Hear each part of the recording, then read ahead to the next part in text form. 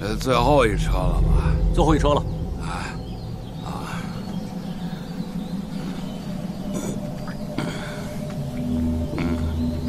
31、32、33、34、35、36、37、38、39，这怎么多了呀？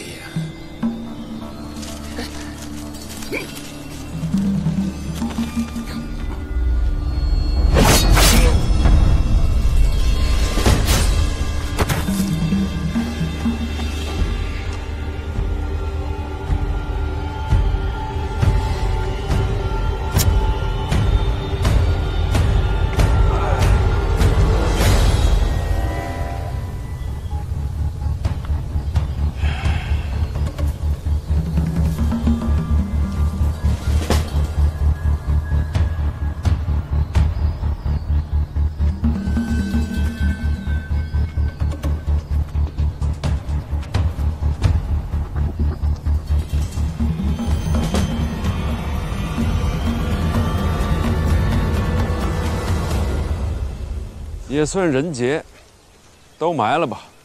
是。我们回城，拜访大将军。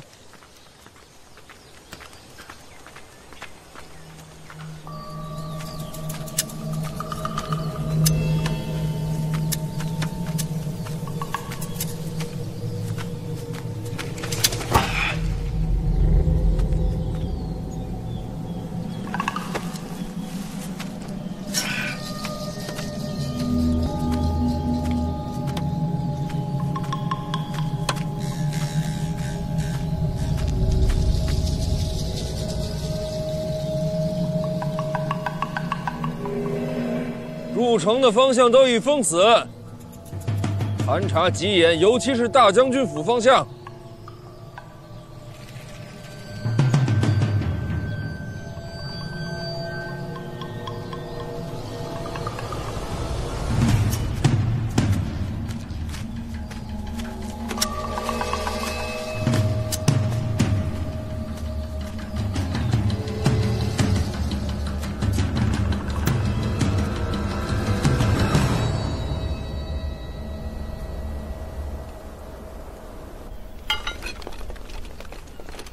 锦衣卫镇抚司指挥使沈仲求见大将军。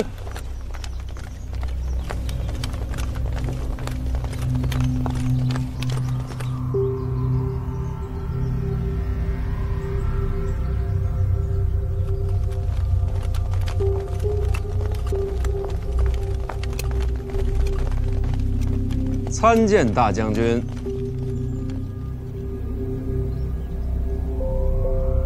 沈某前来烦扰，是有事禀报。今日有贼子劫狱，将萧恩罗走，幸好未曾逃远，被我等追上了。是何等样人呢？不知道。这些贼子焚身自尽，倒是难以辨认了。此等事，为何来与我演讲？这不是。萧恩也被一把火烧死了，毕竟是大将军义父，总还是要禀报一声。知道了。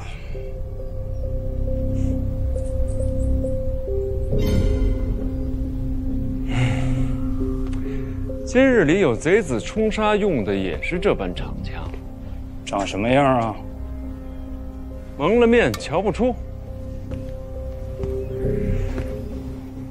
大将军可知，还有谁用这样的枪？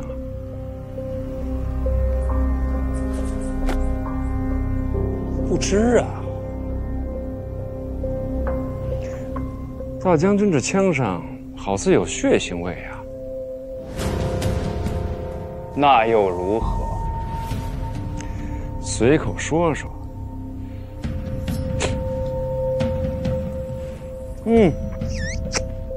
好枪。对了，有一事忘了说了，至于萧恩此人，太后那边始终有些犹豫，考虑将来是否启用。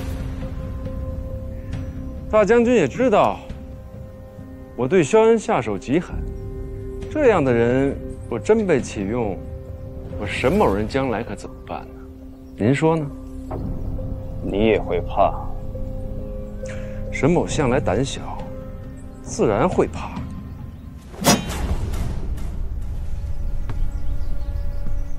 我考虑过杀了萧恩，可是太后那边始终是不好交代。现在有反贼劫狱，置其于死地，却是替我消除了隐患。那我该恭喜你了，沈大人。大将军，你知道吗？我请郎桃与何道人一直守在暗处，若是真有人移花接木，借尸还魂，两位九品出手，才是真正消除隐患。如果有人趁乱逃离，不知道会不会逃到大将军府上。若是现在还没人来，想必那人已经身首异处了吧？真是好枪！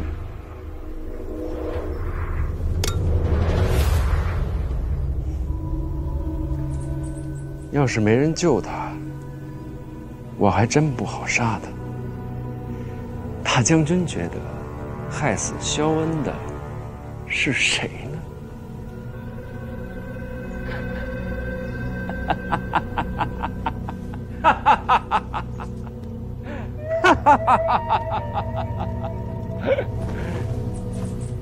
不打扰大将军了，沈某告辞。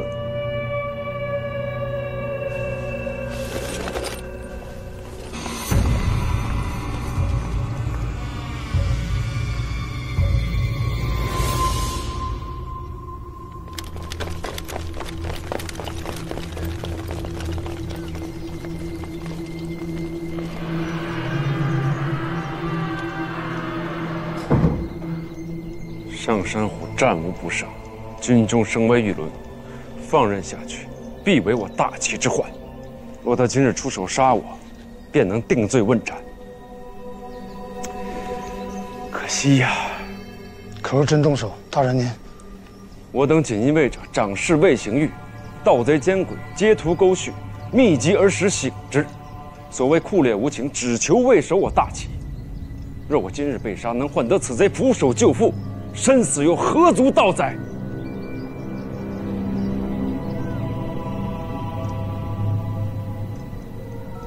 可惜，可惜呀！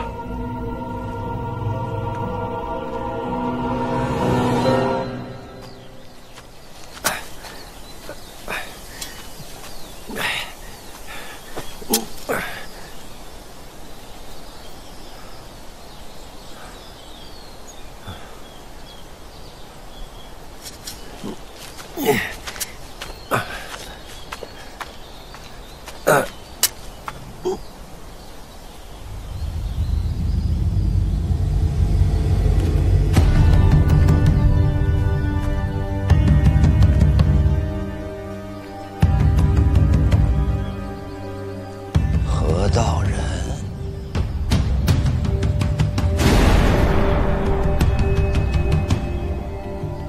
沈仲好算计啊！还等什么？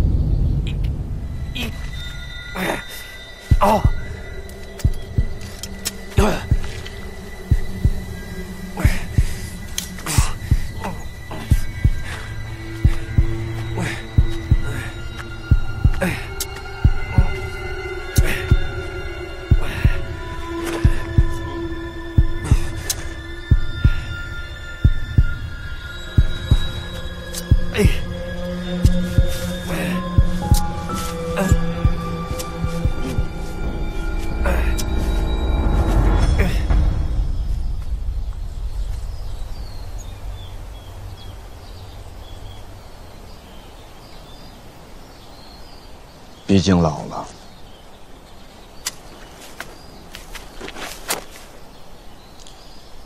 光阴最杀人，不是吗？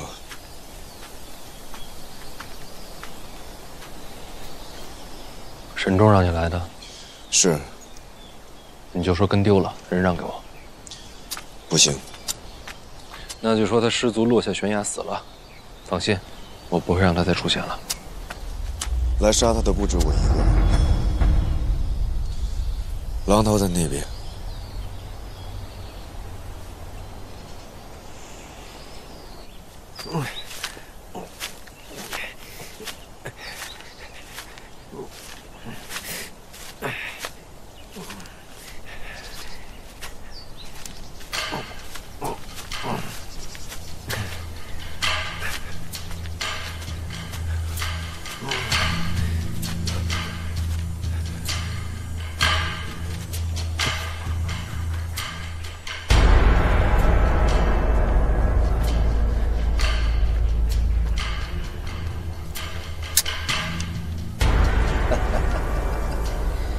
沈重还真看得起我啊！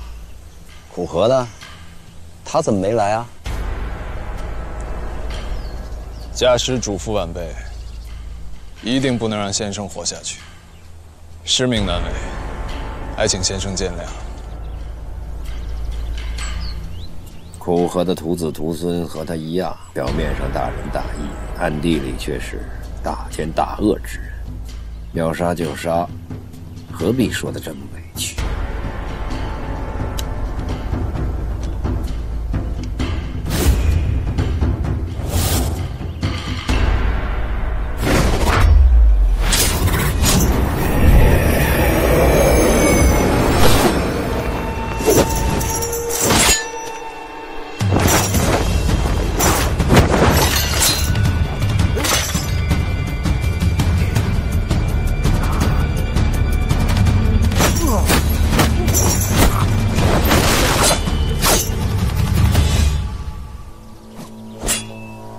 我要救他。我不能帮你，沈重已经开始怀疑我了。用不着明帮，稍加阻拦就好。那边是绝地，你们逃不掉的。那是我自己的事儿。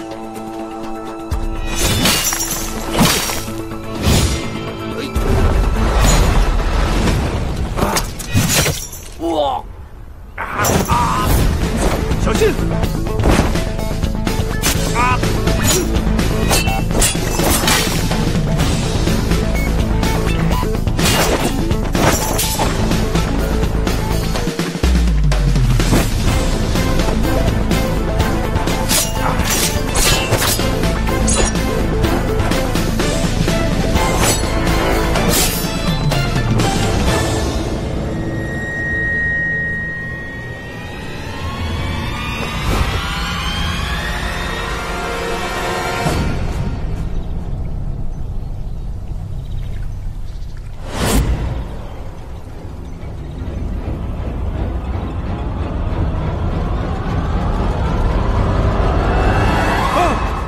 陛下，陛下，哦，陛下，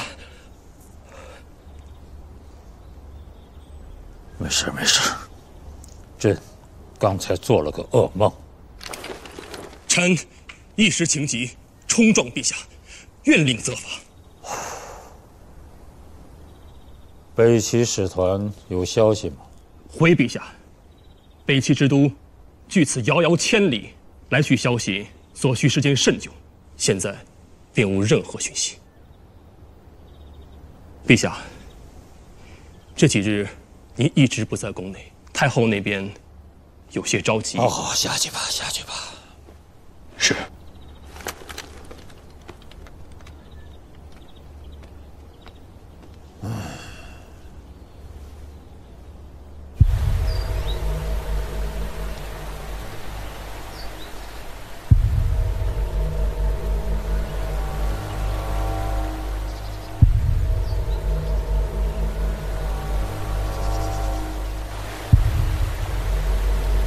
不知所踪，还是摔死了。搅局的是什么人？不知道。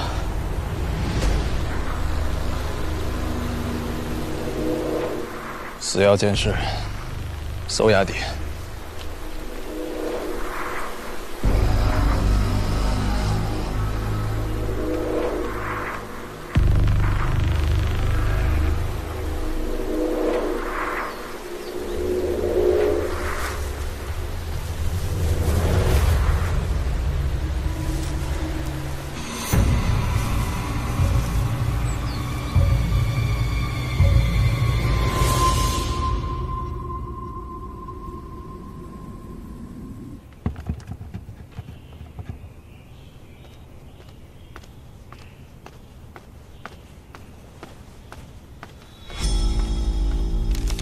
范闲在边境一战的战报，刚整理出来。到北齐之后，消息断断续续，直到入上京，再无讯息传出。严冰云被抓，上京谍网潜伏，也是没有法子的事情。费介最近在查范闲的事儿，这份战报不要让他看见。放心，只有这一份。如今范闲状况未明，你在上京就没有其他暗哨了。若是有的话，严冰云也不会被擒。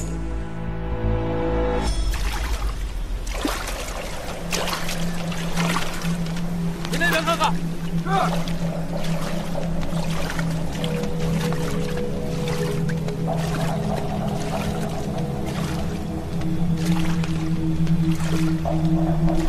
林子里去几个？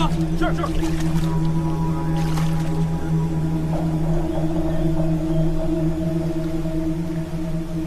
报告，这边没有。肖恩的伤势如何？胸口一刀已经断了生路，神仙难救。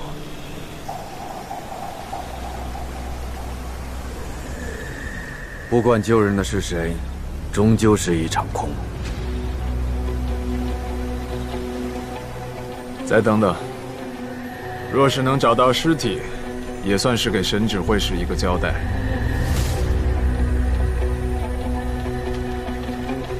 报告，没有发现。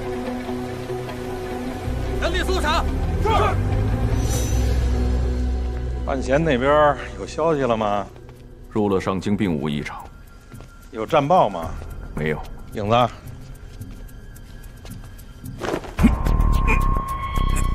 为什么？因为你们一直有事都瞒着我。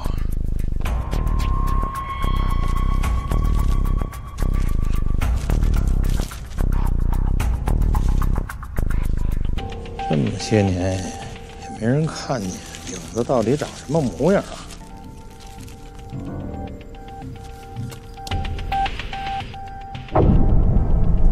是你？嗯。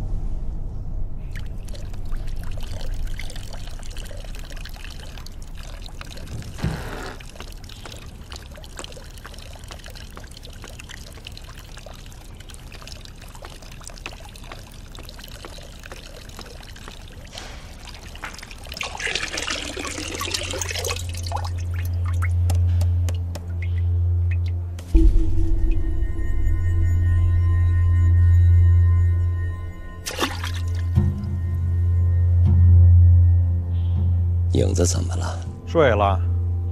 你看到他的脸了？看见了。他的身份别说出去。边境一战，范闲遭遇了海棠朵朵，还有燕小乙上山虎。范闲是命悬一线呐。你的黑旗呢？我让黑旗撤出使团了。你明知道此行范闲危机四伏啊！你要害死他？他活着呢。陈冰冰，我不会答应你让范闲做你的棋子的。我只有这么一个关门弟子了，就算是与你为敌，我也保他周全。范闲的消息我隐藏得极好，你用毒确实天下无双，但是察言观事非你强项，有人在帮助你。这个人就在这里吧。别人都猜出来了，过来见见吧。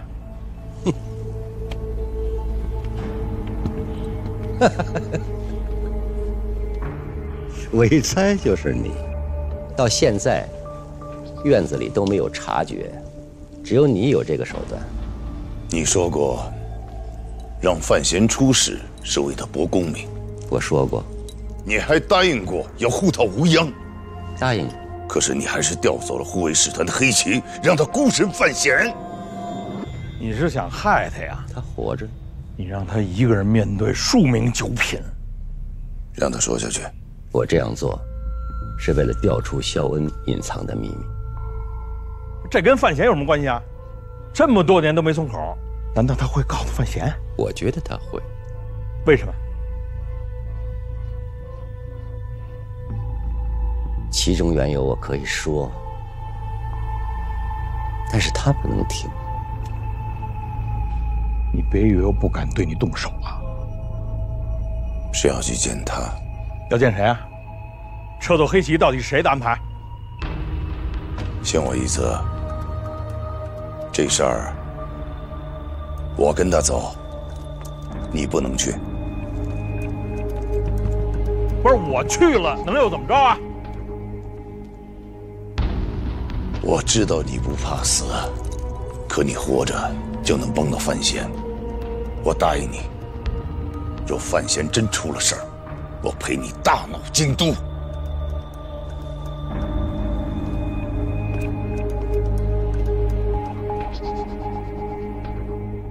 我不管谁要害范闲，他要出点什么事儿，我要天下陪葬。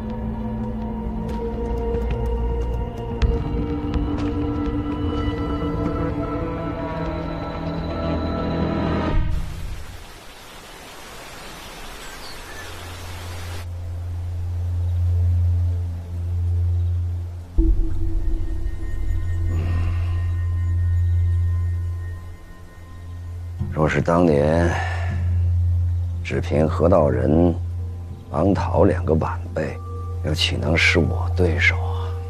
当老人一直聊当年，那就是离死不远了。我本来就要死了。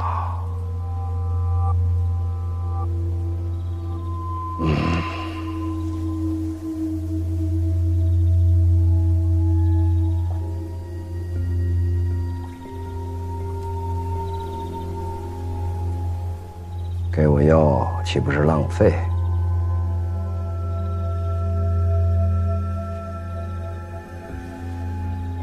先给你止血吧。没用的，我清楚，王桃一刀，心脉一断。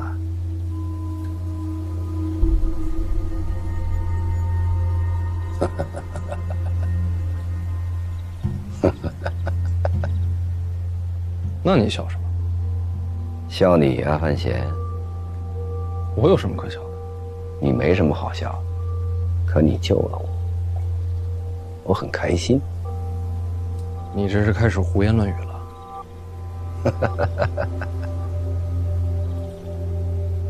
所以撤走黑旗，置范闲于险地，这一切都是陛下的旨意。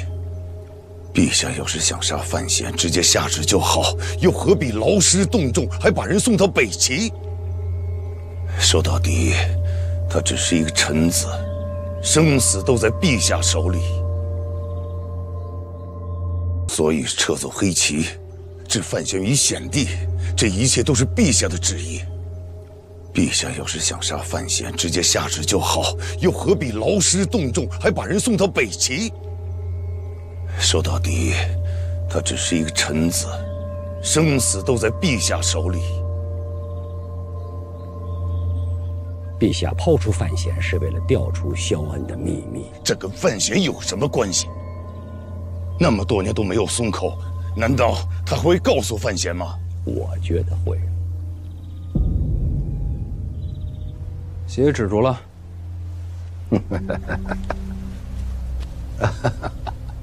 还没消够。命运之棋，真是有趣。你救我是为了那个秘密？那个我早就不指望了。我救你是为了上山虎。我坑了他一次，再想让他听我调度，就得拿你当筹码。有道理，有谋断，有狠毒。虽然年轻，可前途无量啊！可惜没用。狼桃那一刀我也救不活，你确实快死了。既然如此，我就把这个秘密告诉你吧。告诉我？说是秘密，其实也很简单。哎，等等，怎么？我说给你，你还不愿听吗？你没道理告诉我呀。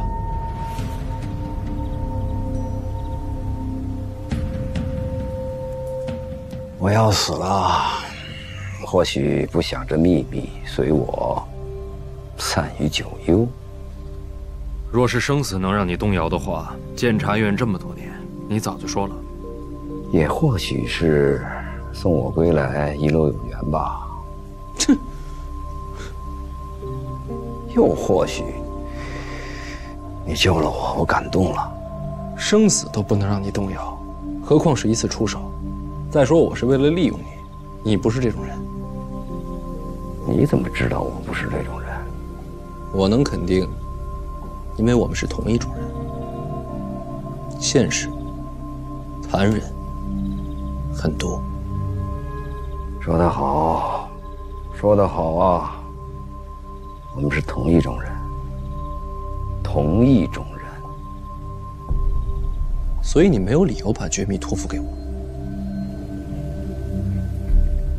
你长在儋州，是。算起来刚入京东不久。没错。这么快就升到了监察院提司？正是。你父亲是谁？我父亲是范建。范建，什么官职？户部侍郎。我记得，他和陈萍萍相熟。那又怎么样？既然范建在京都，为何把你留在儋州？这与你何干？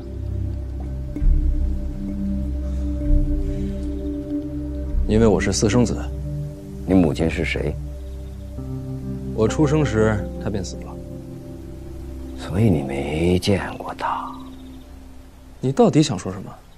那你知道不知道，你母亲是被别人害死的？老子当然知道。范建不是你的亲生父亲，你真正的父亲已经死了很久了。你说什么？孩子啊，我儿子是你父亲，你是我的孙子。什么鬼？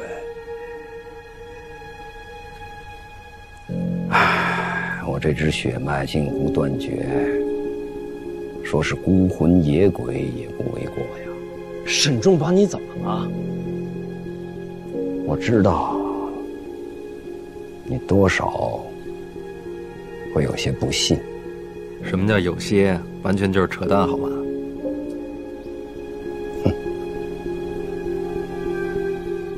萧恩的孙子，陈萍萍，你昏头了！当年捉拿萧恩那一阵，他的儿子儿媳都身死当场，哪还能冒出个孙子来？萧恩的儿子，在成亲之前有过一个女子。什么女子？青楼女子，被萧恩儿子赎出，藏在私宅，有了身孕。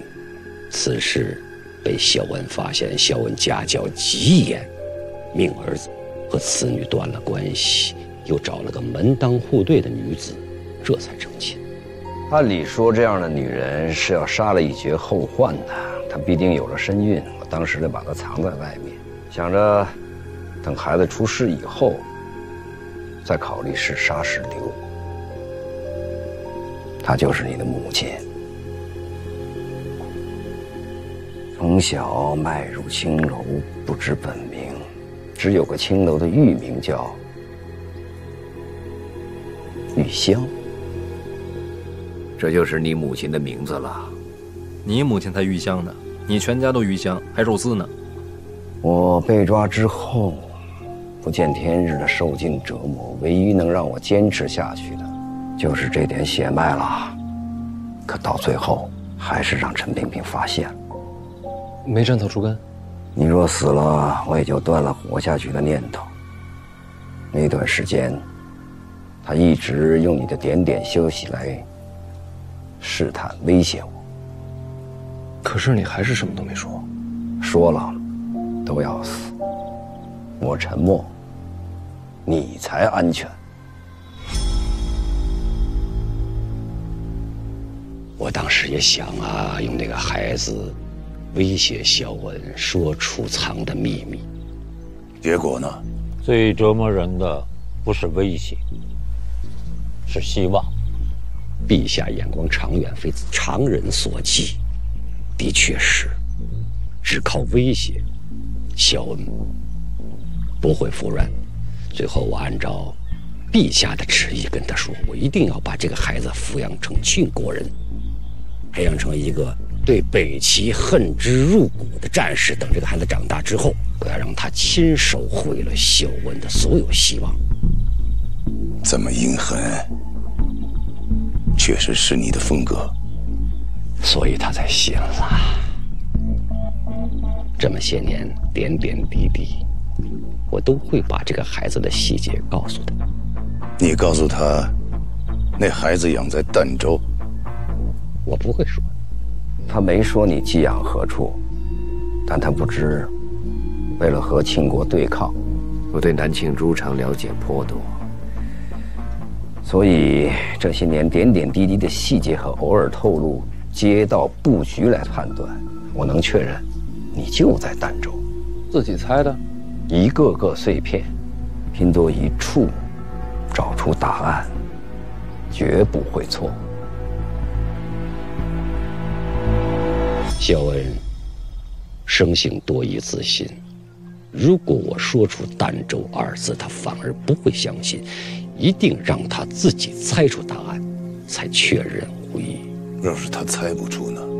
他是个聪明人，聪明人最大的特点就是自以为是。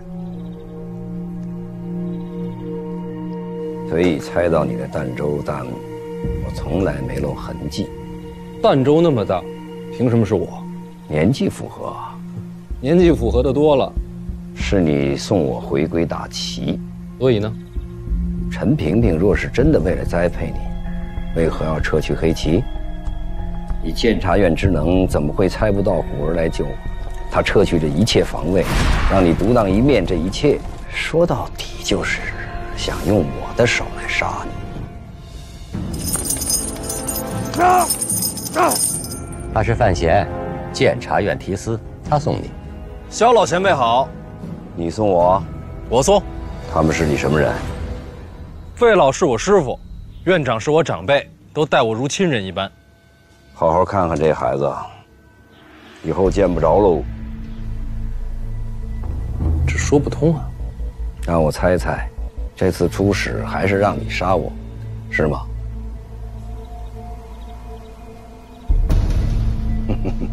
不觉得矛盾吧？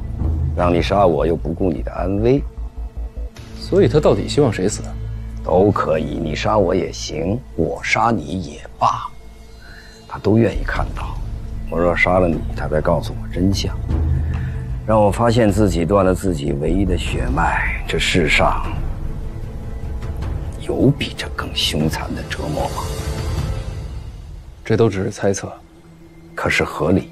这一来，一切都能解释得通。这么多年，放你在儋州不闻不问，突然调你来京都，提得这么快，就是为了制造机会让你我骨肉相残。还有，为什么放我归国时不废我武功？也是要让我亲手杀你，造成遗憾。有没有什么具体的证据，比如玉佩、胎记，证明我的身份？没有。为什么不准备一点更实在的证据？你小点声，鱼都吓跑了。陛下布局最精妙之处就是没有准备一个实证，实证越多，他越起疑；我制造的矛盾越多，他越会相信范闲的身份。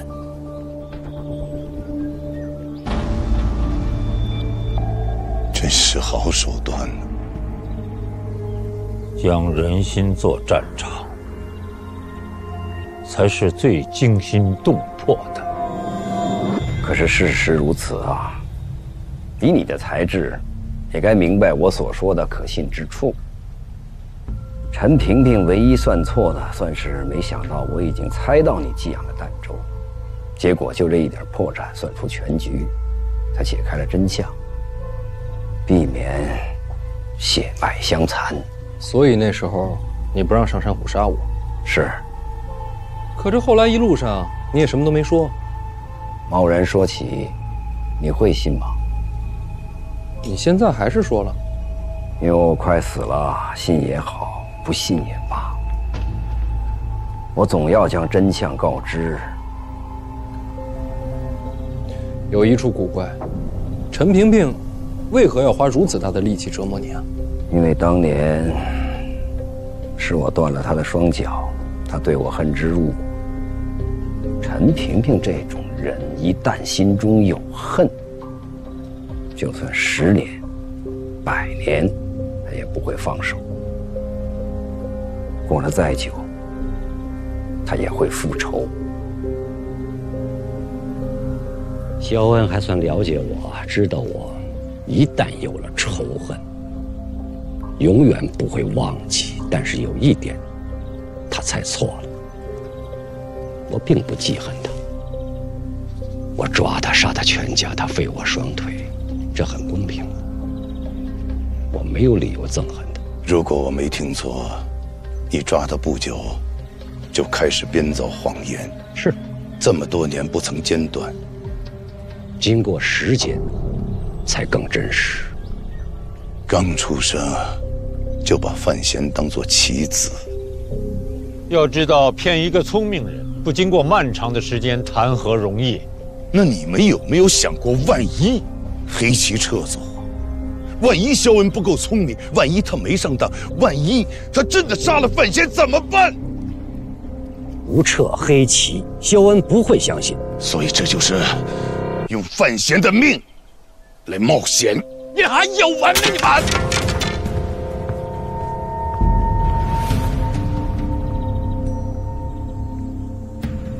那可是叶青梅的儿子。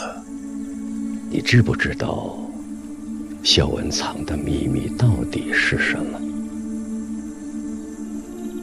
我说的秘密是一个地方，也是一个人。你听说过神庙吗？天下所祭，皆为神庙。天地初分，聚首横行。神庙中人行威德降世，传世人文字礼教，主事人开山辟海，定定人族基业。你怎会不知？神庙，虚无缥缈，没有人去过的神庙。可我亲眼见着了。在哪儿？北边，很北边。北边？哎，知道我有个兄长吗？庄莫寒。原来你已经知道了。算辈分，他是你伯公，或者叫大爷爷。祈年殿上被我给气吐血了。听说了，都是一家人，无伤大雅。他年少成名，是个文坛大家。我名声不显，虽然做了提旗之首，可是很多人还是觉得我占了他的光，我很不服气，所以跟了母亲的姓，也就是你的曾祖母。行了，先别论亲戚了啊！这么一会儿我辈分快没了。好吧，先说事儿。我换了姓，一心要立下大功。那时候，先帝一心追求长生不老之术，举全国之力，找到一丝线索，说神庙在北边。先帝派了一支1000人队伍往北方去，寻找神庙的下落。带队的就是我跟苦荷。苦荷，把大宗师也派去了。那个时候，苦荷还不是大宗师，先帝让他去，因为他热衷天人之道，对神庙向往极深呐。再就是他毕竟是皇室血脉，也算是监军了。苦荷是皇室血脉，辈分上说起来，先帝是他长兄。怪不得如今的小皇帝和太后能如此信任他。哎，那要这么说的话，苦荷也有资格争皇位。苦荷这个人虽然假仁假义，但确实无心正事，对皇帝的位子他是没兴趣的。您接着说，就这么一直往北走，就找到神庙了？哪有这么简单？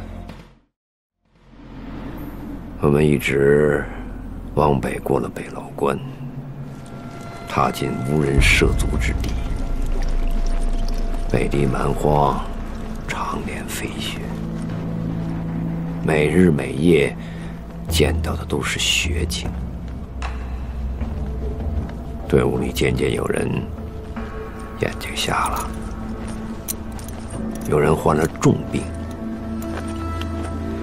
人是越来越少了。雪原艰险，意外频生，掉队的、逃走的、死亡的越来越多，1000人队走成了100人队，再后来，辎重遗失，粮草断绝，马也被吃了。那个时候不能回头了，因为都知道也走不回头。你知道饥饿的滋味吗？没有猎物，没有植被，全是雪。你会被饿得疯狂，心底有什么东西醒过来，把你的人性、礼仪、道德全部一点点的剥除，然后人就变成野兽。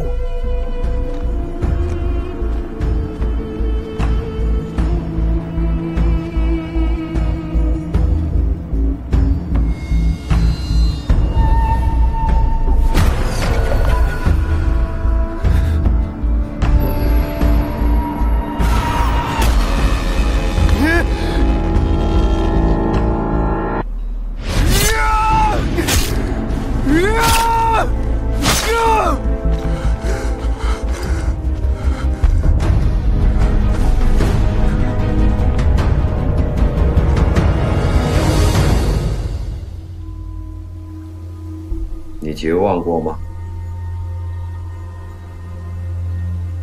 很好，我希望这一辈子你都不要有这样的经历啊。最后只剩下了我跟苦荷2个活人，按理说我们是有一个结局，互相残杀。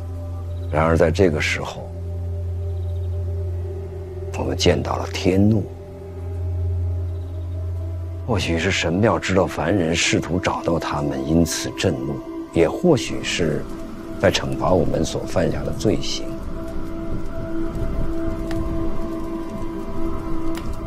越往北走，黑夜就越长。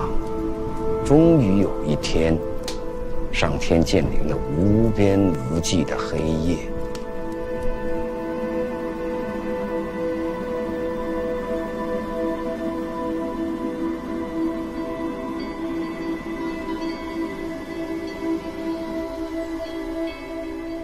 那叫极夜。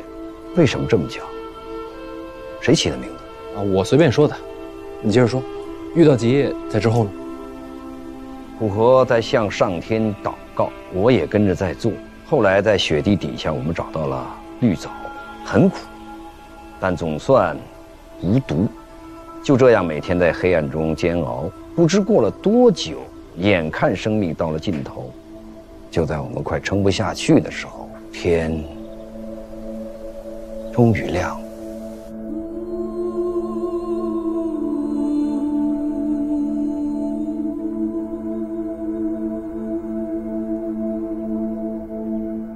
这是上天赐予我们的希望，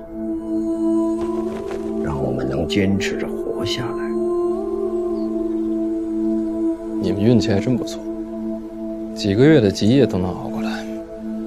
然后我们就找到了神庙。在哪儿？现在哪里我不知道。你们不是找到了吗？他本来不在那儿，可是一眨眼就出现了。我到现在都不明白他怎么出现的，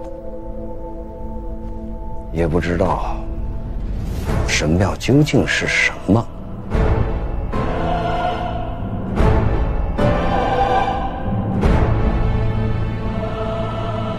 灰墙跟棕色大门，我大齐供奉的神庙建筑便是这个颜色，和南庆的确实不同。也就是说，庆国建的是错的，北齐的才是正确的。不，它是我们看到的，是我们心里的认知。他，苦荷说的？不是苦荷。你刚才不是说千人队只剩你们两个吗？怎么又多出一个他？不急，你听我说下去。好，你先说。找到了神庙，进去之后见到什么了？进去，进不去的。你刚才不是说有个棕色大门吗？有门，但是碰不到。什么叫碰不到啊？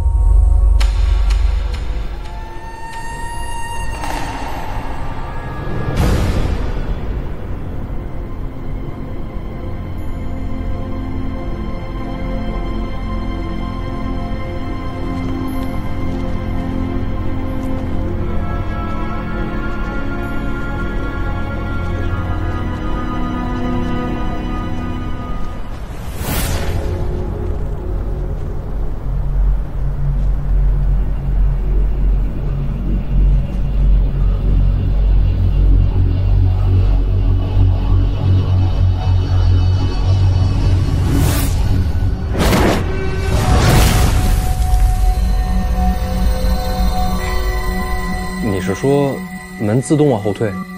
也不是往后退，这个感觉怎么说呢？就像那扇门本来在这里，当我伸手时，它就自然而然地到了另一个位置。不管我怎么往前冲，就是只差那么一点点，一点点，又好像隔了整个世界，永远触碰不到。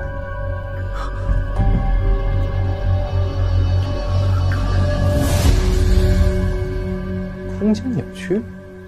苦荷说是我的心不够诚，然后他就虔诚的祷告，再伸手去碰。可惜啊，一样摸不到，是摸不到，可是与我的遭遇又不一样。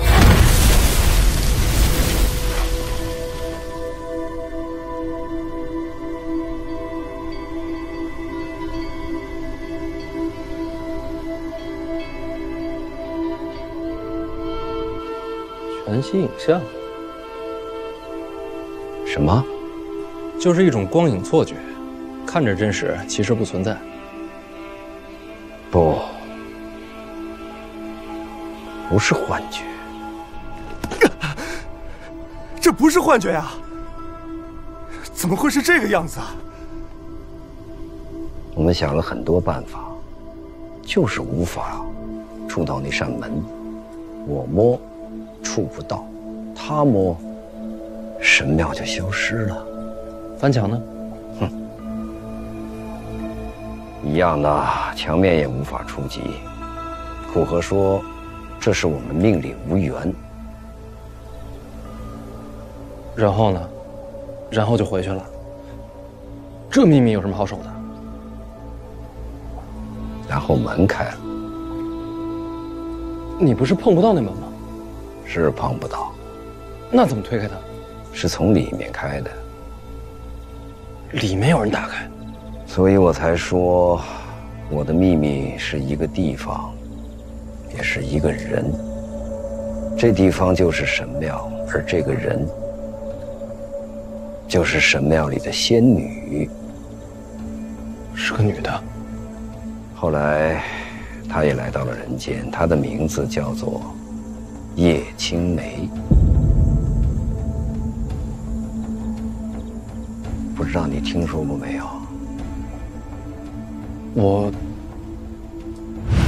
她叫叶青梅。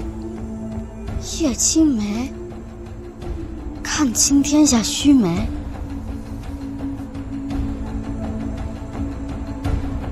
世上没有规矩能锁住她，她永远能做出别人想不到的举动来。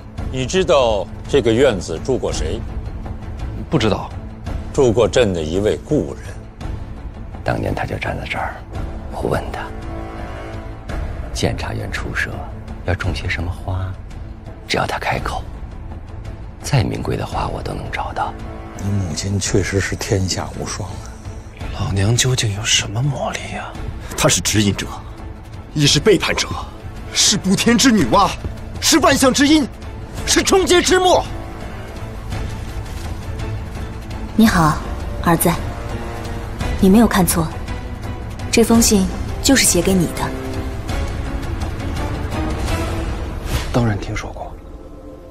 不止听说过，她还是我娘呢。那是我第一次见到她。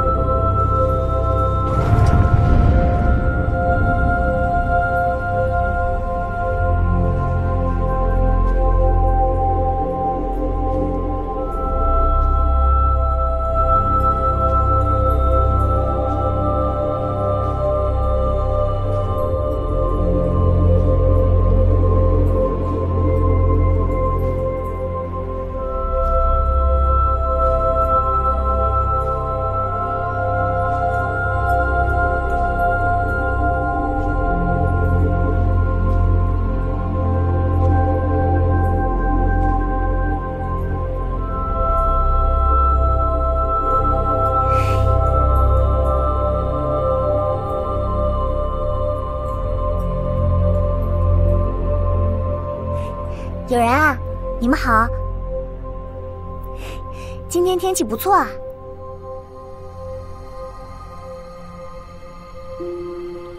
有什么不对吗？我已经换了符合现在文明的衣着打扮了呀。请问你们二位是不是傻的？好直接的问法。我们也好一会儿才反应过来，神庙里居然真的有仙女出现，苦荷立即就跪拜。啊！可我还是犹豫了。跪拜能有什么好处？不然他怎么会成为大宗师呢？是我娘，跟这也有关系？你贵姓啊？我们都不认识，你这是磕什么头啊？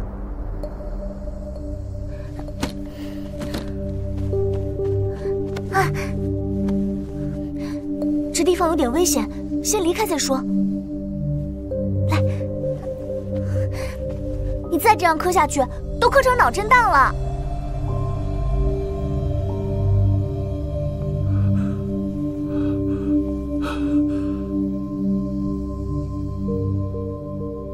我看你体质应该适合。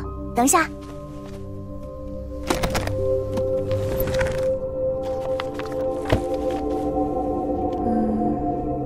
给。我已经换成你们现在习惯的行文方式了，你照着看就可以。秘籍？某种意义来说，算是吧。你也可以一起看，不过它比你更适合。好啦好啦，我要先走了，回头他们再追出来了。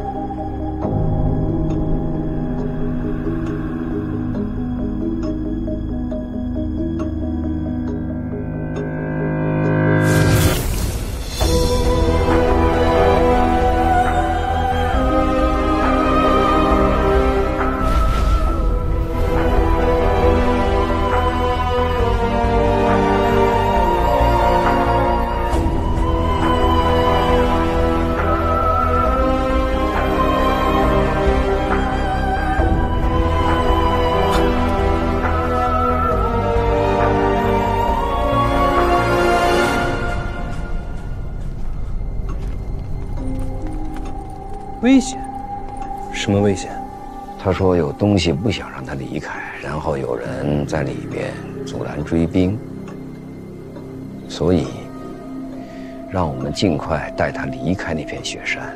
去哪儿？你们就带他回了北齐。是。那本秘籍呢？我和苦荷一起研究过，和他说的一样，我怎么练都不如苦荷提升得快。你们就一路回了北齐？不，一路上他问了很多。快到北牢关时，他和我们分开了。分开？为什么？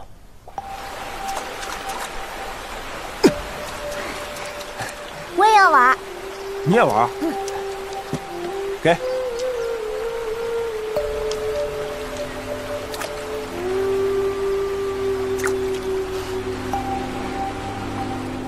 你们先走吧。那你呢？有东西跟着我朋友啦，我得去帮他。我等愿意相助。不行，以你们现在的状态，存活率不到1成，基本上就是必死了。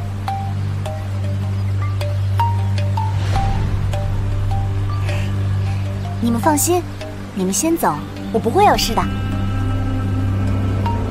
他说的话，苦荷就当圣旨一样。不对，比圣旨还要尊敬，所以他就听话的走了。你呢？我想着那本秘籍也跟着走了。再说神庙中的人都害怕麻烦，我还是有自知之明的，不敢插手。这故事倒是很传奇，但我还是不明白，为什么要保密？是他的要求。我想请你们帮我一件事。哎呀，你们快起来，没有那么夸张啦。是。只不过呢，我希望你们可以保密，不要把神庙的地址说出来，也不要说在神庙见过我。总之，关于神庙的一切，都请藏在心里，不要外传。是。为什么呀？你知道神庙长什么样子吗？之前见过，黑墙慧眼。其实不是的，那只是你们心中的认知。你们觉得它长什么样，你们就看到什么样。有人觉得神庙应该金光闪闪的，那他看到的应该是一座大金宅子。神庙会根据人的心愿而改变吗？可以这么说，它确实可以读懂人心中所想。那要你这么说，这神庙好像是活物啊。也可以这么说吧。真的是活的？但又不完全一样。按照你们理解的话说，就是神庙底下关着不好的东西，一旦找到他的人越多，那他逃出来的机会就越大。一旦他逃出来，这个世界就完了。所以为了世上众生，我请求你们帮我保守这个秘密。我会用我的生命守护这段经历，尽我一生所能，封锁神庙所在。那就谢谢你们啦，我先帮我朋友去了。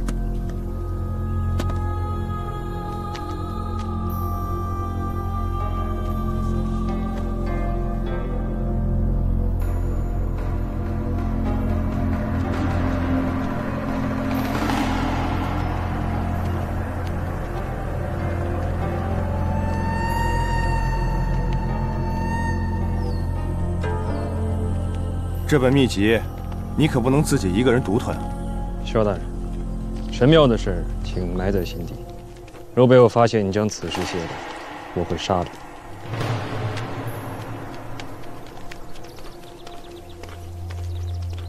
从那以后，我就再也没见过叶青梅。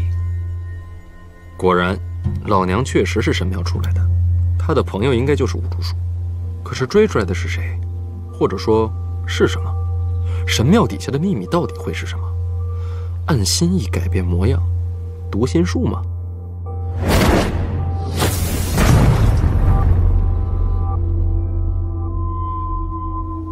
在想什么？没什么，被震撼。所以这秘密你就一直守着？我答应过的事儿，很少食言。可你还是告诉我了，因为我感觉陈萍萍对神庙和叶青梅的事儿过于热切，这秘密传给你，将是你立身保命，甚至掌控陈萍萍的根本。这也是苦荷要杀你的原因。他知道我关了这么多年，如今逃出升天，或许就要拿这个秘密做东山再起的筹码。毕竟是神庙，世上所有的信仰汇聚的圣地。你会吗？谁知道呢？之后呢？苦荷什么时候成为大宗师？那件事2、3年后吧，他很快地把我甩在了身后，就是因为那本神庙的秘籍。叶青梅呢？之后去了哪儿？听说他四处云游，身边多了个瞎眼的仆人。去过东夷城见过四顾剑，之后又去了南庆。叶流云也和他有过交往。4大宗师见了3个。那10年左右，他留在南庆，创下山号，做出了很多奇妙的东西，甚至富甲天下，世人惊愕，我却一点都不惊讶。他来自神庙，做出再神奇的事儿也是正常。是啊，他的人生就是一段传奇。只是没有想到，这样的仙女，也会动了凡心，最后嫁入了南庆皇室。南庆真是气运惊人啊！可惜我大齐就没这福分。你说什么？你说他怎么了？你说叶青梅嫁入南庆皇室？是啊。你是不是说错了？这件事世上很少有人知道，但我掌管提旗，终究瞒不过我。嫁的哪位？当时的王爷，也就是如今的南庆皇帝。嫁的是庆帝？没错。虽然并未正式婚娶，但确实有了夫妻之实啊。叶青梅还为庆帝怀了个孩子，那就是我最后知道的事了。之后就是陈萍萍奔袭千里，将我抓去南庆，关进监察院后，就不知道叶青梅的事了。听说已经死了。那孩子是庆帝的孩子。确实如此，算起来他和你年纪相仿。我关了太久，不知道皇室的状况。那孩子现在是第几皇子，可有非凡之处？京都不是什么好地方，天帝死在京都，姨娘死在京都，留在儋州，命会长些。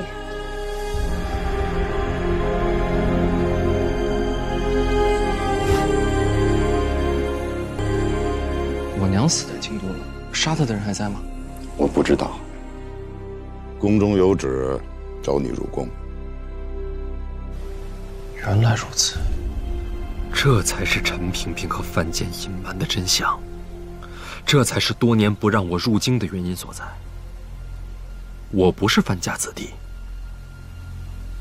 我是庆帝的儿子，我是皇子，我的身体里流着的是他的血脉。朕有些累了，先歇息了。你们兄弟3人吃吧。不想就不跪。在这儿跟宫里不一样，宫里是君臣，在这儿有何不同？你活着回来。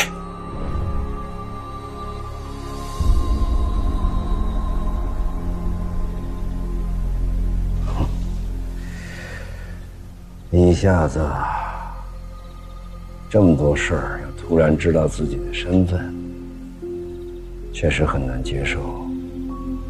没关系，你心里明白是我萧家血脉就好。憋了这么久的秘密说出来，轻松许多。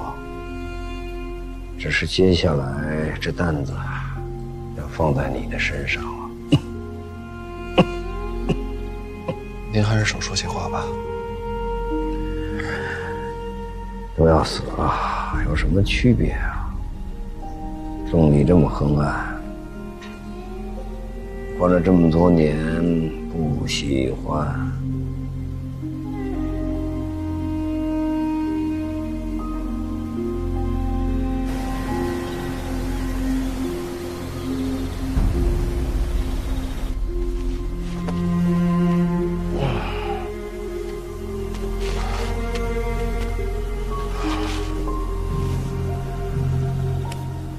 这儿望出去，很好。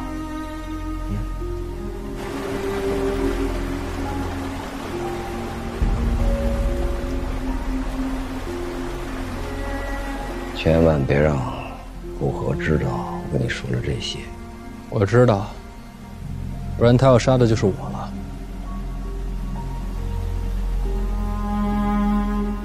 以后有什么打算？留在大齐，还是回南庆？回南庆。也对，你的根基在那边。陈萍萍不知道你了解了真相，你会大有作为的。回去之前，有空去见见周慕寒，告诉他我的死讯。我一定会去的。还有什么要我做的？我死以后就坐在这里，不用埋我。我不想再被压在地下了。好，不必报仇，不必招惹陈萍萍，把一切都埋在心里，好好的活着。我知道。你说死了还能见到他们吗？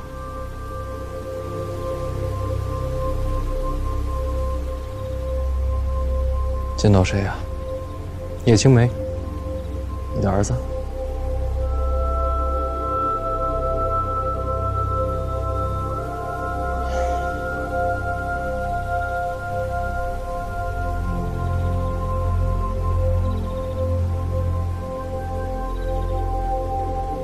会的，会见到的。